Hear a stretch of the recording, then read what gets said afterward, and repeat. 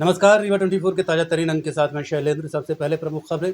रास्ते की बदहाली से परेशान जैन अल्फा पहुंचे जनसुनवाई, कलेक्टर से लगाई गुहार। छात्र संघ के चुनाव को लेकर एनएसयूआई ने किया शक्ति प्रदर्शन, प्रत्यक्ष रूप से चुनाव संपन्न कराए जाने की मांग। मिलावट से मुक्ति अभियान के तहत खाद्य विभाग ने की बड़ी कार्रवाई और फेक न्यूज की जगह नेक न्यूज को मिले जगह, कहा मुख्यमंत्री डॉक्टर मोहन यादव ने। इन खबरों सहित अन्य खबरें विस्तार से। प्रत्यक्ष प्रणाली से चुनाव कराए जाने की मांग को लेकर बड़ी संख्या में छात्र सड़कों पर उतरे और शहर के विभिन्न मार्गों से रैली निकालकर कलेक्टर को ज्ञापन सौंपा। छात्र संघ चुनाव को लेकर रीवा में एनएसयूआई ने शक्ति प्रदर्शन किया। प्रत्यक्ष प्रणाली से चुनाव कराने की मांग को लेकर बड़ी संख्या में छात्र सड़कों पर उतरे और शहर के विभिन्न मार्गों से रैली निकालकर कलेक्टर को ज्ञापन सौंपा। हाथों में झंडे और बैनर, जुआ पर छात्र हितों के नारे और चुनाव कराने की मांग को लेकर सड़कों पर उतरे छात्र। एनएसयूआई के नेतृत्व में छात्रों ने शहर के विभिन्न मार्गों से रैली निकाली और जमकर नारेबाजी की। छात्रों ने कलेक्टर को ज्ञापन सौंपते हुए छात्र संघ के चुनाव प्रत्यक्ष प्रणाली से कराने की मांग की। एनएसयूआई का कहना है कि लंबी कानूनी लड़ाई के बाद सितंबर महीने में छात्र संघ चुनाव होने का रास्ता साफ हुआ है। प्रदेश में कई दशकों से छात्र संघ के चुनाव नहीं हुए हैं, जिसके चलते छात्रों की लोकतांत्रिक भागीदारी प्रभावित हुई है। एनएसयूआई ने आरोप लगाया कि भाजपा सरकार जेएनजी के आंदोलनों से डरी हुई है और छात्र संघ चुनाव में पारदर्शिता का अभाव हो सकता है। संगठन ने मांग की कि चुनाव निष्पक्ष और पारदर्शी तरीके से प्रत्यक्ष मतदान प्रणाली के माध्यम से कराए जाएं। देखिए, लंबे समय से प्रदेश के लाखों विद्यार्थी मध्य प्रदेश एनएसयूआई मध्य प्रदेश में प्रत्यक्ष प्रणाली से छात्र संघ चुनाव कराने की मांग कर रही थी। हमारे साथी ने जो है माननीय उच्च न्यायालय में एक पीआईएल दाखिल करी थी।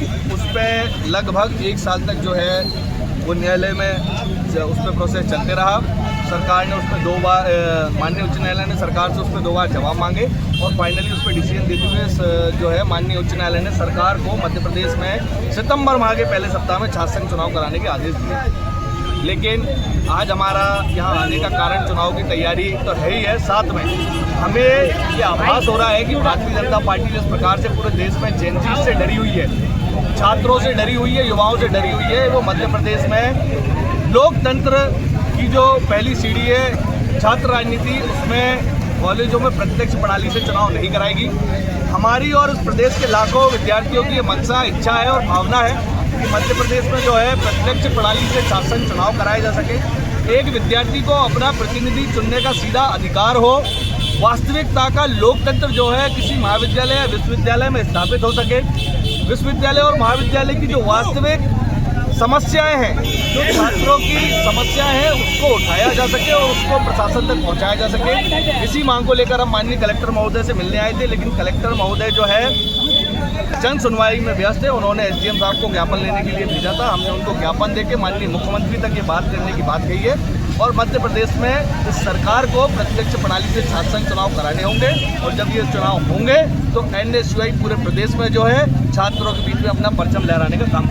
मिलावट से मुक्ति अभियान के तहत खाद्य विभाग ने रानी तालाब के समीप अवैध रूप से संचालित मिठाई निर्माण केंद्र पर छापा मारकर 2 क्विंटल से अधिक सामग्री बरामद की है। मिलावट से मुक्ति अभियान के तहत खाद्य विभाग ने बड़ी कार्रवाई की है। रानी तालाब के समीप अवैध रूप से संचालित मिठाई निर्माण केंद्र पर छापा मारकर 2 क्विंटल से अधिक अमानक मिठाई और निर्माण सामग्री बरामद की है। मामला रीवा के रानी तालाब क्षेत्र का है, जहां खाद्य विभाग टीम ने मिलावट से मुक्ति अभियान के तहत एक अवैध मिठाई निर्माण केंद्र पर कार्रवाई की। मौके पर बड़े पैमाने पर मिठाइयों का निर्माण किया जा रहा था। जांच के दौरान मावा, मैदा और अन्य सामग्रियों से तैयार की जा रही मिठाइयां मिली, जिन्हें अमानक पाए जाने पर खाद्य विभाग ने जब्त कर लिया। बताया जा रहा है कि यहां झारखंड से आए कारीगर मिठाई बनाने का काम कर रहे थे। टीम ने मौके से 2 क्विंटल से अधिक मिठाई और अन्य खाद्य सामग्री बरामद की है। खास बात यह है कि निर्माण का ये कारोबार रिहायशी इलाके के समीप अवैध रूप से संचालित हो रहा था। अब खाद्य विभाग इस बात की जांच कर रही है कि तैयार की जा रही मिठाइयों की सप्लाई किन किन दुकानों और व्यापारियों तक की जा रही थी। स्थानीय व्यापारियों की शह पर बड़े पैमाने पर इस कारोबार के संचालन की आशंका ने कार्रवाई को और गंभीर बना दिया है। खाद्य विभाग ने बरामद सामग्री के सैंपल लेकर जांच के लिए भेजे हैं। रिपोर्ट आने के बाद आगे की कार्रवाई की जाएगी। देखिए, मिलावट से मुक्ति अभियान के अंतर्गत कलेक्टर रीवा के निर्देश पर हमारे द्वारा प्रतिष्ठानों में जाके जांच की जा रही थी, तो हमने देखा कि उसमें कुछ ऐसी मिठाइयाँ सप्लाई की जा रही हैं प्लास्टिक के डब्बों में, जो जिनकी गुणवत्ता बड़ी संदेहास्पद थी। उनके प्राइस भी काफ़ी कम थे और उनको क्लेम किया जा रहा था कि मावा से बनी हुई मिठाइयाँ हैं, जबकि जब उनकी प्रथम दृष्टया जांच की गई तो उनमें मावे का इस्तेमाल नहीं लग रहा था, उसमें मैदा इस्तेमाल होते समझ आ रहा था। तो हमारे द्वारा जब सप्लायर्स के बारे में जानकारी की गई तो दुकानदारों ने बताया कि जो निर्माता हैं वो ये जानकारी नहीं देते हैं कि कहाँ से बना रहे हैं, बस वो आकर के ऑर्डर लेते हैं और दुकान पे सप्लाई करके चले जाते हैं। तो हमारे द्वारा जब ये सप्लाई जब इनके द्वारा किया जा रहा था तो मुखबिर के माध्यम से इनका पता लगाया गया, तो ये पता चला कि रानी तालाब के पास एक भैंस का तबेला है, उसके पीछे एक फैक्ट्री संचालित हो रही है जिसमें नकली मिठाइयाँ बनाई जा रही हैं। तो हमने जब हमारी टीम के साथ यहाँ पे छापा डाला तो पता चला कि मैदा, ग्लूकोज, इसको मिलाकर के आपको जो भी मिठाई बनवानी है इनको ऑर्डर दीजिए। आप अलग अलग कलर की मिठाइयाँ, चाहे आप चॉकलेट बर्फी बनवाना चाहते हैं, येलो कलर की ये बर्फी बनवाना चाहते हैं, या बर्क वाली बर्फी बनवाना चाहते हैं, मिल्क केक बनवाना चाहते हैं, पेड़े, आप जो भी मिठाई का ऑर्डर देंगे ये तैयार कर देते हैं। और इनसे जानकारी की गई ये सारे लोग झारखंड से आए हुए हैं और करीब 1.5-2 महीने से ये मिठाइयाँ तैयार कर रहे हैं। आने वाले दोनों फेस्टिवल्स के लिए इनकी तैयारी थी कि ज्यादा से ज्यादा इनका काफी बड़ा स्टॉक हमने जब्त किया है, ये करीब 2 क्विंटल के आसपास है। इसका कोई लाइसेंस वगैरह आप लोगों ने बनवाया कि बस ऐसे ही लाइसेंस है आपके पास इसका? यहाँ रीवा के नाम से कहाँ है लाइसेंस आपका? कहाँ कहाँ आप लोग सप्लाई करते हैं? यहाँ पे जो आप ये संचालित कर रहे हैं इसके पीछे कौन है? अच्छा, आप ही इसके ऑनर हो? ग्रामीण क्षेत्रों में भी ये सप्लाई होती है। हाँ, यही तो जगह है, बगल बगल। क्या चीजें मिला के बनाते हो? नोवा पाउडर और शक्कर और ये जो ग्लूकोज, आपको ये नहीं लगा कि मतलब ये नुकसानदेह है, फिर भी आप लोग इतनी भारी मात्रा में यहाँ पर बना रहे हैं, सप्लाई कर रहे हैं? काफी मात्रा में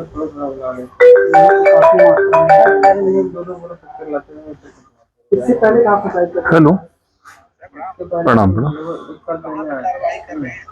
ये चल रही है रानी तालाब में जो चौराहा है ना, जो अशोक नगर की तरफ जाता है चौराहा, इसके सामने ही वो भैंस का तबेला टाइप का, उसके पीछे ही, मतलब साइड से कपड़े की दुकान है, उसके साइड से अंदर जाने का रास्ता है।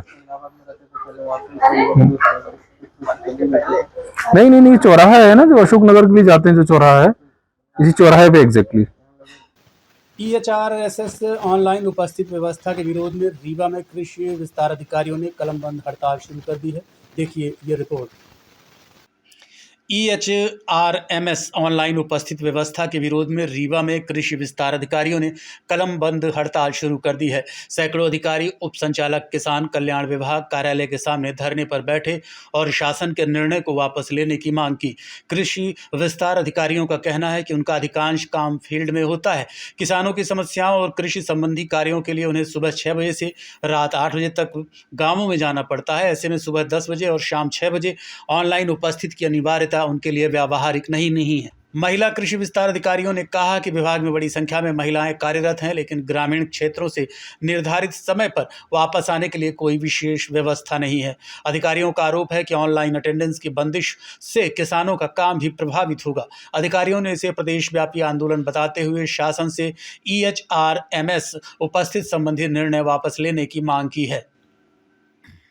हम सभी कृषि विस्तार अधिकारी के पद में पदस्थ हैं। हम यहाँ पर EHRMS अटेंडेंस में उपस्थिति दर्ज करने के खिलाफ में हैं और हमारी मांगे शासन से ये है कि सभी फील्ड के कर्मचारियों पर EHRMS में उपस्थिति बंद की जाए, और यदि उपस्थिति की जाती है तो जो हमारी मांगे हैं, हमारा महंगाई भत्ता, हमारे HRA वहाँ रहने की सुविधा, इनकी सुविधाएं उपलब्ध शासन कराए, उसके पश्चात ही हम अपनी उपस्थिति दर्ज करेंगे। तब तक हम उपस्थिति नहीं दर्ज करेंगे। अटेंडेंस में सबसे ज़्यादा हमें समय की बाध्यता है। समय की बाध्यता इसलिए है क्योंकि 8 घंटे शासन हमसे काम लेना चाहती है। 8 घंटे की सैलरी शासन हमें लेने का दबाव दे रही है, चिट्ठी पे चिट्ठी कि आप 8 घंटे दें, पर हम 8 घंटे के कार्य तभी कर पाएंगे जब 8 घंटे के अंदर हमारा काम हो। फील्ड के कर्मचारी में समय की बाध्यता नहीं है। हमें सुबह 6-5 बजे भी जाना पड़ता है, हम शाम को 7-8 बजे भी आते हैं। ऐसा नहीं कि सुबह 6 जाते हैं तो शाम को 8 बजे आते हैं। 12 घंटे ड्यूटी नहीं करते हैं, लेकिन किसान जब हमारे उपस्थित होते हैं हम उस हिसाब से काम करते हैं। हम अपने हिसाब से काम नहीं करते हैं, हम किसान की ज़रूरतों के हिसाब से काम करते हैं। किसान खेत में पानी लगाते हैं और अपनी जुताई के लिए जाते हैं तो हमें तुरंत बोलते हैं हम नहीं आ सकते मैडम, अभी आपका जो काम है हम इस टाइम पर उपस्थित रहेंगे, आप तब आइएगा। तो हमें उनका ख्याल रख के जाना होता है, तो हम वैसे जाते हैं आते हैं। उस वक्त हम रात का भी रिस्क लेते हैं कभी कभी, पर हमेशा नहीं, अधिकतर हम सुबह जाते हैं, काम करके आते हैं। हम तो कई बार शासन का जो टारगेट हमसे 10 दिन में 5 दिन में चाहती है, वो तो टारगेट महीने 2 महीने के होते हैं, पर हम सुबह 6 से जाकर अगर हमें जरूरत हो तो हम सच में 7-8 बजे तक जाके करते हैं। 4 दिन का काम 1 दिन में, तो ये समय की बात है। तब फिर क्यों शासन हमारे पीछे है, क्यों हमें हमारे ऊपर इतना तानाशाही की जा रही है, इस प्रकार का शोषण किया जा रहा है। जी, ये हमारा आंदोलन पूरे प्रदेश स्तर पर चल रहा है। हमने विकास खंड स्तर पर अपने अधिकारी को ये सूचना दी, परंतु अभी तक हमारे हित में कोई भी निर्णय नहीं आया गया, ना ही शासन ने कोई भी जवाब दिया। हित तो ठीक, कोई भी जवाब नहीं दिया है। इसके बाद हमें जिला स्तर पर आंदोलन करना पड़ रहा है और हम जिला स्तर पर 17 से 20 अनिश्चितकालीन हड़ताल पर हैं और 20 के बाद हम 21 को प्रदेश स्तर पर अनिश्चितकालीन हड़ताल पर रहेंगे। यदि शासन का हमारी तरफ कोई भी रुख नहीं समझ में आए, किसी भी प्रकार का हमारे लिए हित में निर्णय नहीं लिया गया, तो ये हड़ताल अनिश्चित चलेगी आगे और इसके लिए शासन स्वयं जिम्मेदार होगी कि हम ऐसा क्यों कर रहे हैं। देखते रहिए Rewa 24 news city cable network. मिलते हैं छोटे से ब्रेक के बाद। शर्मा की दुल्हन जब ब्याह के आई, संगरीवा ज्वेलर्स का हार ले आई। छा गया नाम शर्मा इनका गहना, हाय रे शर्मा इनका गहना, हाय रे शर्मा इनका गहना। शर्मा ने बहन का ब्याह रचाया, रीवा ज्वेलर्स का सेट फिर से ले आया। बन गया वो मिसरा इनका गहना, हाय रे मिसरा इनका गहना, हाय रे मिसरा इनका गहना। मिसरा इनका बेटा अफसर बन गया, पत्नी के गले में आईना चमक गया। बन गया वो अप्सरा इनका गहना, हाय रे अप्सरा इनका गहना, हाय रे अप्सरा इनका गहना। शर्मा इनकी बिटिया डोली चढ़ गई, हार पे डायमंड की रोशनी जग गई। बन गया नई बहुरा इनका गहना, हाय रे बहुरा इनका गहना। रीवा से लेकर विंध्य तक छाया, हर शादी में रीवा ज्वेलर्स का नाम आया। पीढ़ी दर पीढ़ी विश्वास से जगाया, रीवा ज्वेलर्स ने हिस्सा निभाया। कोई ब्याह कराए या न कराए, हाय पर गहना बनाए तो रीवा ज्वेलर्स से बनाए। शर्मा की दुल्हन जब ब्याह के आई, संगरीवा ज्वेलर्स का हार ले आई। छा गया नाम शर्मा इनका गहना, हाय रे शर्मा इनका गहना, हाय रे शर्मा इनका गहना। शर्मा ने बहन का ब्याह रचाया, रीवा ज्वेलर्स का सेट फिर से। रीवा में जमीन की खरीद फरोख्त से जुड़ा एक हैरान करने वाला मामला सामने आया है। मामला रीवा के मैदानी क्षेत्र का। रीवा में मंगलवार को आयोजित जन सुनवाई में एक वृद्ध महिला अपनी जमीन पर कब्जा दिलाने की गुहार लेकर कलेक्टर के पास पहुंची। फरियादी बिमला सिंह के मुताबिक वर्ष 1995 में उन्होंने मैदानी में ज़मीन खरीदी। ज़मीन की रजिस्ट्री विक्रेता जगदम्बा प्रसाद गौड़ के माध्यम से कराई गई थी। महिला के पति बैतूल में शासकीय कर्मचारी थे। सेवानिवृत्ति के बाद जब परिवार रीवा आए और ज़मीन पर मकान बनाने की तैयारी की तो उनके पैरों तले ज़मीन खिसक गई। आरोप है कि जिस ज़मीन की उन्होंने रजिस्ट्री कराई थी उस पर पहले से ही किसी दूसरे व्यक्ति का मकान बना हुआ है।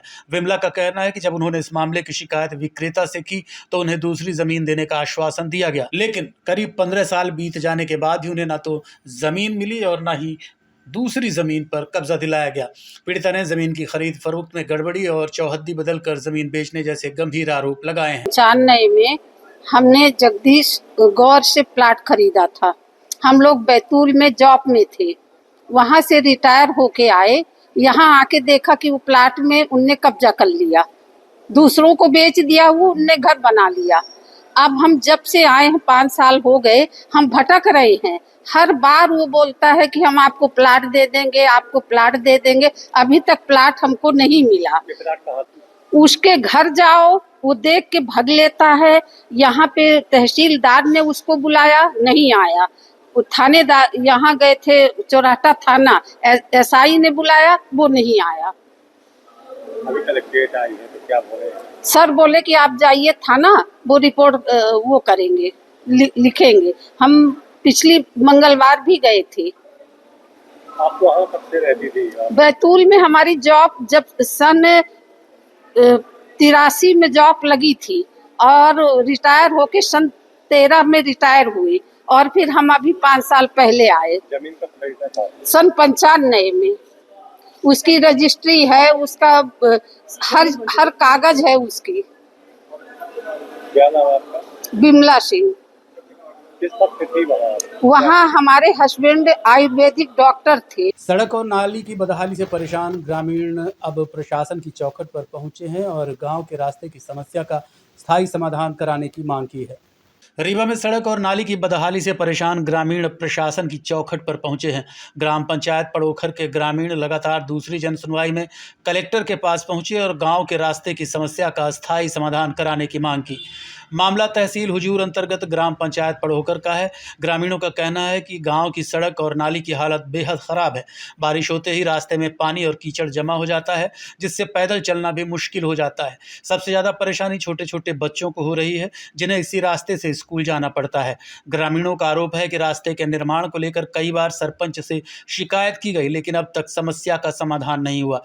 इसी समस्या को लेकर ग्रामीण लगातार दूसरी जनसुनवाई में कलेक्ट्रेट कार्यालय पहुंचे और ज्ञापन सौंपकर सड़क एवं नाली निर्माण की मांग की। ग्रामीणों ने प्रशासन से जल्द कार्रवाई कर आवागमन सुचारू रूप से कराने की गुहार लगाई है। समस्या ये है कि हम लोगन के जाने के लिए रास्ता नहीं है श्रीमान जी। गुठुआ भर पानी से हम लोग आते जाते हैं और लड़के बच्चे पढ़ने लिखने के लिए पूरा 15 दिन से नहीं जा पा रहे हैं। हम लोग भी खाने कमाने वाले आदमी हैं, रोज मनी मजदूरी करके तो आना जाना मुश्किल हो गया है श्रीमान जी। कितने लोगों की बस्ती? अब वहाँ बस्ती करीब 100 घर की हरिजन आदिवासी की बस्ती है जी। क्या समस्या आ रही है? समस्या ये है सर कि हम लोग के लिए आने जाने के लिए रास्ता नहीं है और पगडंडी टाइप की रास्ता, उसी रास्ते से आ रहे थे तो वो भी भर गया। दूसरी बात गली खोद दिए तो उसमें नाला पड़ रहा सर, तो छोटे छोटे बच्चे निकल नहीं पा रहे हैं। और सरपंच पंचायत में गए, सरपंच महोदय से शिकायत की कि हम लोगों के लिए रास्ता निकलवाया जाए, तो कोई नहीं सुन रहा। लोकसभा विधानसभा में भी गए तो वो भी कहते कि वोट हमको दे दीजिए, हम रास्ता निकलवा देंगे, तो आज तक कुछ नहीं हो पाया सब। अभी कलेक्टर से मुलाकात हुई? नहीं, कलेक्टर का इसके पहले हम लोग के शिकायत किए थे, आवेदन दिए थे, लेकिन वहाँ कुछ नहीं हुआ श्रीमान जी। देखते रहिए Rewa 24 news city cable network. मिलते हैं इस छोटे से ब्रेक के बाद। Pentium point group of institution, जो अपने अनुशासन आधुनिक तकनीक युक्त शिक्षा गुणवत्ता हेतु जाना जाता है। इस ग्रुप के अंतर्गत कई संकायों के अनेक महाविद्यालय संचालित हैं, जिनमें मुख्यतः law college, pharmacy college, management college, art, commerce, science, biotechnology तथा कंप्यूटर साइंस महाविद्यालय संचालित है। महाविद्यालय में BBA, LLB, BCom LLB, BA LLB, LLB, LLM, B Pharma, D Pharma, MBA, BBA, BCA और अन्य प्रोफेशनल पाठ्यक्रम। तो आज ही पधारें Pentium point group of institution में। आधुनिक इंफ्रास्ट्रक्चर, सभी आउटडोर तथा इंडोर खेलों से संबंधित मैदान तथा अत्याधुनिक संसाधनों से लैस ऑडिटोरियम व सभी संकायों की आधुनिक प्रयोगशालाएं संस्था को विशेष स्थान प्रदान करती हैं। लॉ महाविद्यालय में मूट कोर्ट तथा लाइब्रेरी अत्याधुनिक है। फार्मेसी कॉलेज की समस्त लैब अत्याधुनिक मशीनों से सुसज्जित हैं। साथ ही छात्रों को कम्युनिकेशन व सॉफ्ट स्किल संबंधित कक्षाएं प्रदान की जाती हैं। पेंटियम पॉइंट महाविद्यालय की शुरुआत 2002 से संस्थापक BN त्रिपाठी जी द्वारा की गई थी। छात्रों के आने जाने के लिए साल 2010 से छात्र तथा छात्राओं हेतु निःशुल्क बस की सुविधा प्रदान की जा रही है। पेंटियम पॉइंट ग्रुप अपनी उच्च गुणवत्ता युक्त शिक्षा तथा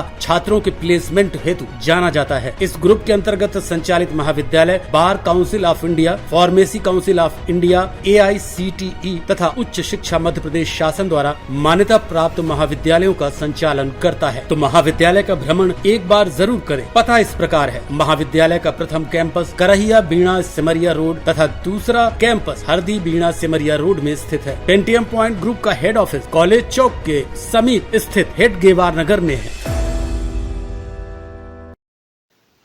गुड़ क्षेत्र में बारिश ने ग्रामीणों की मुश्किलें बढ़ा दी हैं। हालात इतने बदतर हैं कि ग्रामीणों को इसी कीचड़ भरे रास्ते से शव को कंधे पर उठाकर अंतिम संस्कार के लिए ले जाना पड़ा। देखिए ये खास रिपोर्ट। गुड़ क्षेत्र के ग्राम पंचायत पतौता में महैयत तालाब से बरहदी तक जाने वाला पहुंच मार्ग बारिश के बाद नर्क में तब्दील हो गया है। कच्ची सड़क पर जगह जगह भारी कीचड़ और फिसलन है, जिससे ग्रामीणों का आवागमन मुश्किल हो गया है। इसी बदहाल रास्ते से ग्रामीणों को एक शव यात्रा निकालनी पड़ी। कंधे पर शव उठाए ग्रामीण कीचड़ और फिसलन के बीच जैसे तैसे अंतिम संस्कार के लिए पहुंचे। ग्रामीणों का आरोप है कि सड़क की समस्या को लेकर कई बार ग्राम पंचायत की सरपंच चंद्रकला ज्ञानेंद्र चौरसिया और क्षेत्रीय विधायक नागेंद्र सिंह से शिकायत की जा चुकी है, लेकिन अब तक समस्या का समाधान नहीं हुआ है। ग्रामीणों ने प्रशासन से मांग की है कि मार्ग का जल्द निर्माण कराया जाए, ताकि बारिश के दिनों में आवागमन के साथ साथ अंतिम यात्रा जैसी संवेदनशील परिस्थितियों में भी लोगों को परेशानी न उठानी पड़े। रास्ते की बदहाली से परेशान जैन हल्फा बच्चियों और बुजुर्गों ने कलेक्ट्रेट पहुंचकर गुहार लगाई है। रीवा जिले के त्योंथर क्षेत्र के ग्राम बौड़ा पोस्ट लालगांव से ग्रामीण आज रास्ते की समस्या को लेकर जन सुनवाई में कलेक्ट्रेट पहुंचे। खास बात यह रही कि अपनी समस्या बताने के लिए छोटी छोटी बच्चियां और बुजुर्ग भी अधिकारियों के सामने पहुंचे और गांव में रास्ता बनवाने की मांग की। ग्रामीणों का कहना है कि गांव में आने जाने के लिए पक्की सड़कें नहीं होने के कारण बारिश के दिनों में रास्ता कीचड़ में तब्दील हो जाता है। हालात ऐसे हैं कि बच्चों को स्कूल जाने में भी परेशानी होती है। गाँव में शिक्षा गारंटी स्कूल होने के बावजूद रास्ते की बदहाली के कारण बच्चों की पढ़ाई प्रभावित हो रही है। ग्रामीणों ने आरोप लगाया कि जिस सरकारी जमीन से रास्ता बनाया जा सकता है, वहां कुछ लोगों ने कब्जा कर लिया है और खेती करनी शुरू कर दी है। ग्रामीणों का यह भी कहना है कि पंचायत के सरपंच और सचिव से कई बार समस्या बताई गई, लेकिन अब तक कोई समाधान ग्रामीणों को नहीं मिला। कलेक्टर को आवेदन सौंपते हुए गांव तक रास्ता निर्माण कराने और सरकारी जमीन से अतिक्रमण हटाकर आवागमन सुचारू कराने की मांग की गई है। समस्या ये है कि बालकों जो है तो स्कूल जाने के लिए रास्ता भी नहीं है। माल मवेशी सब लोग हम घर में बहुत बंद है, रास्ता आने जाने का कहीं से नहीं है, गुटुआ भर हीला है। बच्चे स्कूल नहीं जा पाते नहीं जा पाते सर। 3-4 हजार भेड़ है, पशुपालन है। वहाँ विधायक कौन है? विधायक नारेंद्र प्रजापति। क्या कर रहे हो, क्या बोलते हैं? नारेंद्र प्रजापति है, उनके पास नहीं गए। सरपंच सेक्रेटरी है, कुछ सुनते नहीं है। गड्ढा भी है तो उसके में कम से कम एक टाली है, पहाड़िया एरिया है, तो टाली माटी हुआ गिरवा दे, पथरा सोलिंग गिरवा दे, आने जाने का रास्ता भी बन जाए, तो कुछ नहीं करते हैं। इसलिए हम बच्चे यहाँ ले आए हैं। पार नहीं पा रहे हैं सर, स्कूल जाने के लिए नहीं है रास्ता, उसी में गड्ढा में गिरते हैं, साइकिल ऊपर हो जाती है, मनई नीचे हो जाते हैं। हम लोग के पास मतलब रास्ता नहीं है यहाँ, हमारे यहाँ स्कूल नहीं जाते हैं तो 2 किलोमीटर पहले साइकिल खड़े कर देते हैं, फिर ऐसे पैदल जाते हैं तो पैदल भी गिर जाते हैं। क्या चाहे तो रोड बन जाए। हाँ, हम लोग सोचते हैं रोड बन जाए। कब से नहीं है रास्ता? हमारे यहाँ बहुत दिन से रास्ता नहीं है, पर ये बारिश के कारण और भी खराब हो जाती है रास्ता। नहीं जा पाते हैं। कौन सा गाँव का मामला है? बौड़रा, लालगांव बौड़रा।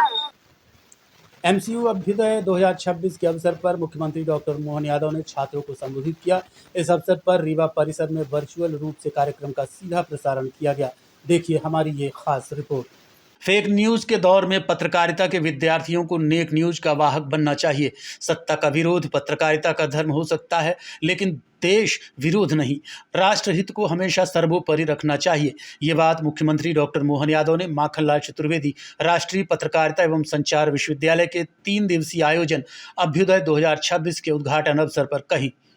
MCU के नवागत विद्यार्थियों के प्रबोधन के लिए आयोजित अभ्युदय 2026 में मुख्यमंत्री डॉक्टर मोहन यादव मुख्य अतिथि के रूप में शामिल हुए, जबकि प्रसिद्ध कलाकार पीयूष मिश्रा विशिष्ट अतिथि रहे।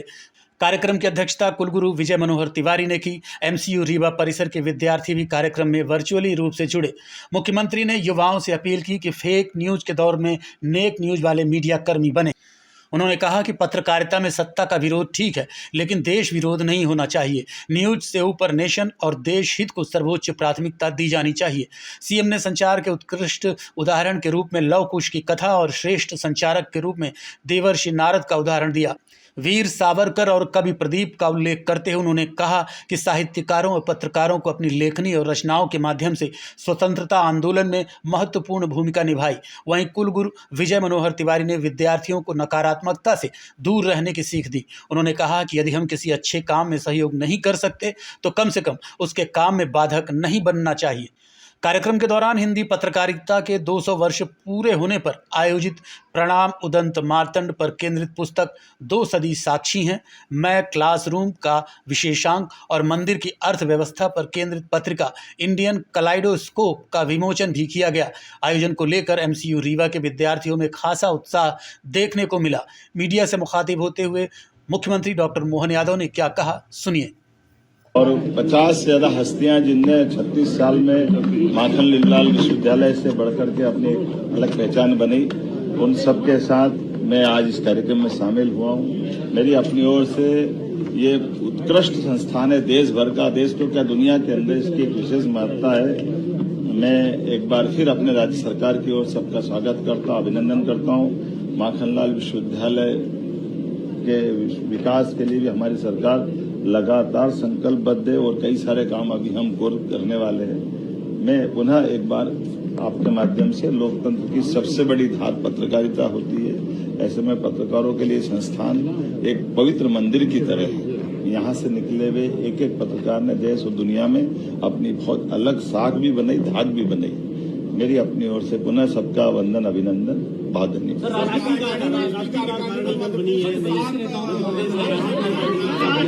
मैं माननीय राष्ट्रीय अध्यक्ष नितिन नवीन जी को श्रेष्ठ देते हुए अपने सभी पदाधिकारियों का चयन किया। हम और भाग्यशाली हैं, हमारे राज्य के अंदर से उन्होंने हमारे राष्ट्रीय उपाध्यक्ष लाल सिंह आर्य जी को लिया, महामंत्री हमारे सांसद गजेंद्र पटेल जी को लिया, हमारे मंत्री श्रीमती कविता पाटीदार जी को लिया, मीडिया प्रभारी आशीष अग्रवाल जी को लिया, सभी प्रकल्पों के संकुल के संयोजक हमारे पूर्व अध्यक्ष और सांसद माननीय विष्णुदत्त शर्मा जी को उन्होंने साथ जोड़ा है। एक एक करके हर एक क्षेत्र के अंदर किसान मोर्चा के अध्यक्ष माननीय बंसीलाल जी गुर्जर बने हैं। वर्तमान के समय में पर्याप्त प्रतिनिधित्व मध्य प्रदेश को मिला है। उम्मीद करेंगे विश्व की सबसे बड़ी पार्टी का माननीय नितिन नवीन जी के माध्यम से एक अलग प्रकार का अब नया उत्तरदायित्व के बाद जो संगठन का ढांचा बनेगा और काम मिलेगा, ये यशस्वी प्रधानमंत्री के आशीर्वाद से वाकई भारतीय जनता पार्टी का अभी का काल स्वर्णिम काल है और ये और आगे ले जाएंगे। मेरी अपनी ओर से सबको बधाई। आज के अंक में इतना ही। देखते रहिए रीवा 24 न्यूज। नमस्कार।